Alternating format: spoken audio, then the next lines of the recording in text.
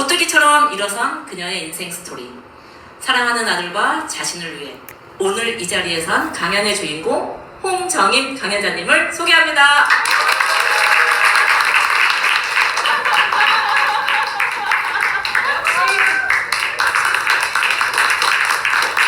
안녕하십니까? 저는 제 뒤에서 낡고 버려진 쓰레기들을 주워 모아 새로운 생명을 불어넣는 업사이클링 공예지도사 정임입니다. 사실 강연은 이번이 처음입니다. 많이 떨리지만 그동안 집을 고치며 제 마음까지 고친 이야기를 솔직하게 나누려 합니다.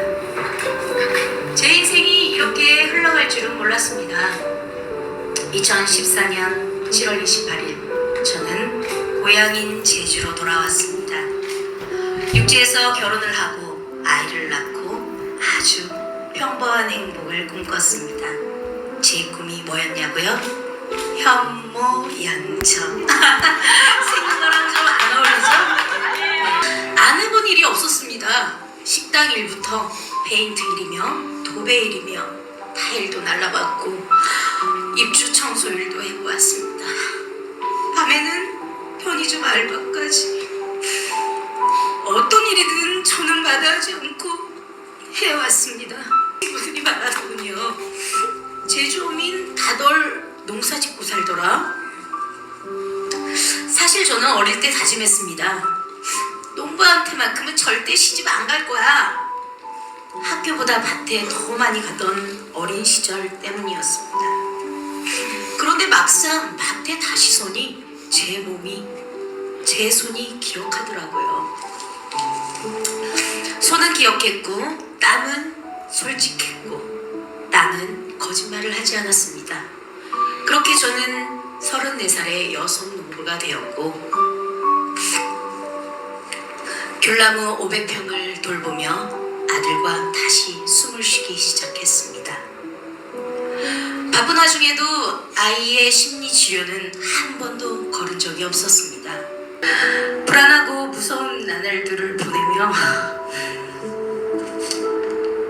집에 대한 집착이 생겨났습니다. 그렇게 제 삶에는 4번의 이사가 있었습니다. 그렇게 4번의 집수리가 있었습니다. 첫 번째 집은 쥐가 밤마다 천장을 뛰어다니고 물부엌엔 거머리가 살던 집이었습니다. 두 번째 집은 대나무 숲에 파묻혀 집이 보이지도 않았습니다.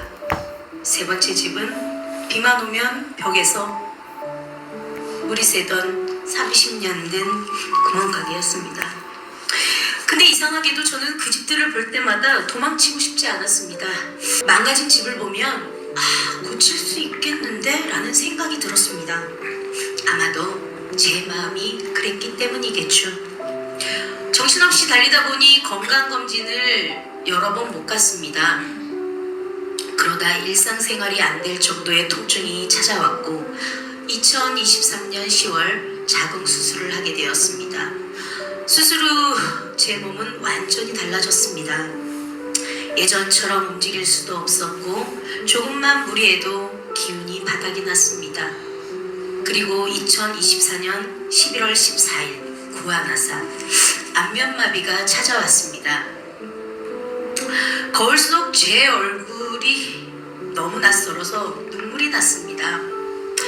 종교도 없던 제가 그날 처음으로 하늘을 원망했습니다.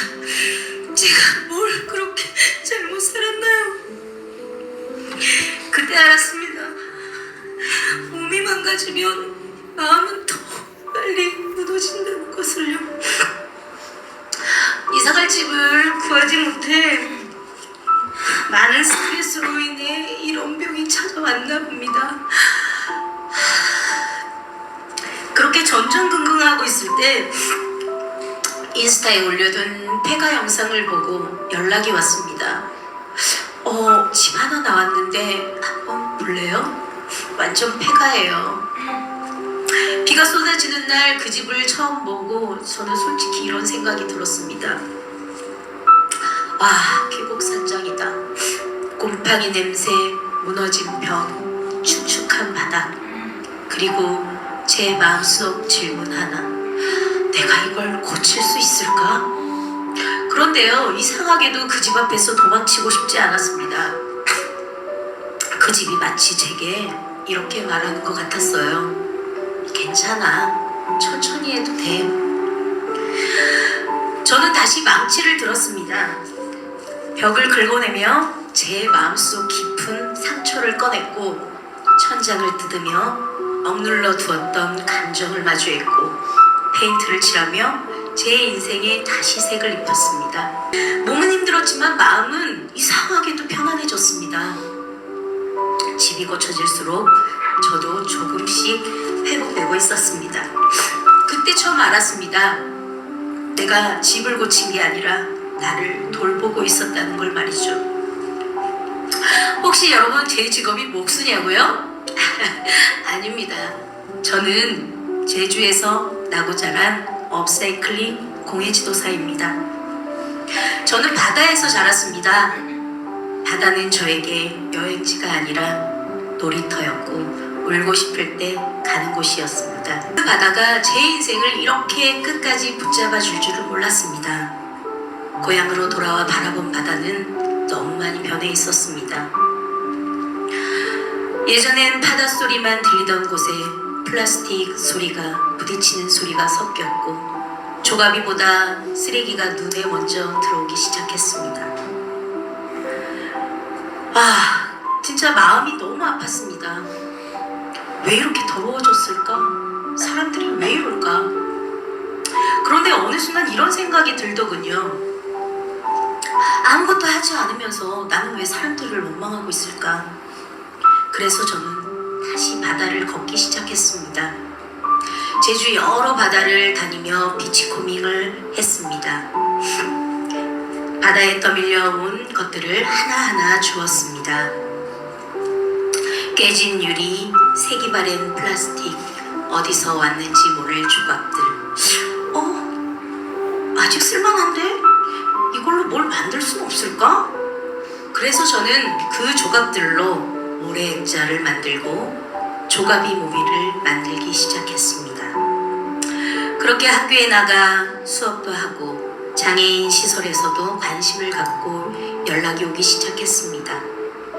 아이들이 자기가 주운 쓰레기로 작품을 완성하고 나서 이렇게 말합니다.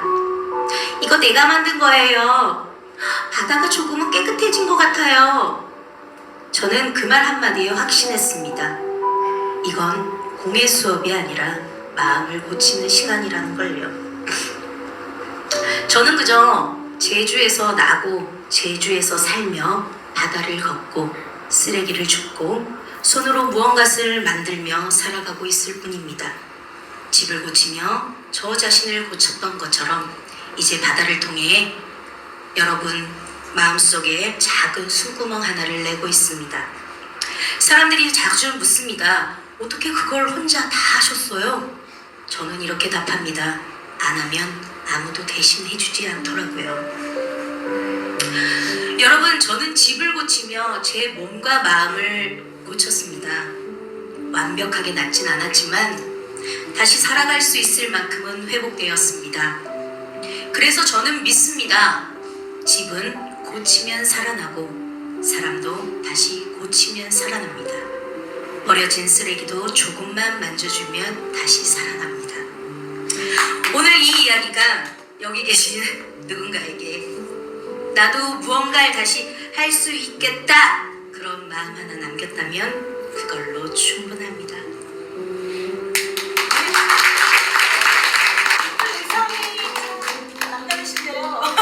오늘 저 괜찮나요? 네. 아우, 어떤 네. 컨셉인가요? 오늘을 위해 준비했습니다.